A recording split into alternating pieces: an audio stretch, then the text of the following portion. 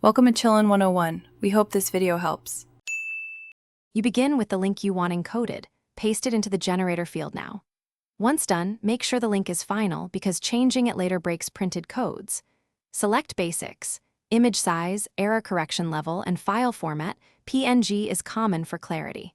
If you prefer privacy, use an offline tool or a trusted app. Otherwise, a reputable web generator is faster. Also, short and long links to reduce QR density. Shorter content produces simpler, more scannable codes.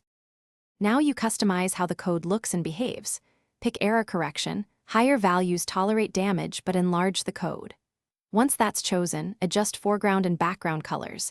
Ensure high contrast so scanners read reliably, and if you add a logo, keep it small and centered. Generate a preview, then test by scanning with several phones and apps to confirm the link opens correctly. If a scanner fails, reduce styling or increase error correction. Testing prevents distribution errors. Export the final QR at appropriate resolution, 300 dpi for print, 72 dpi for web, or SVG for infinite scaling. Place the code on your poster, business card, or screen, then do a real-world test, print a proof, and scan under expected lighting. Once confirmed, distribute.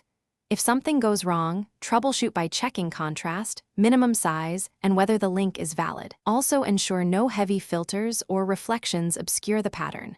And finally, Thanks for watching. Consider subscribing if we helped you.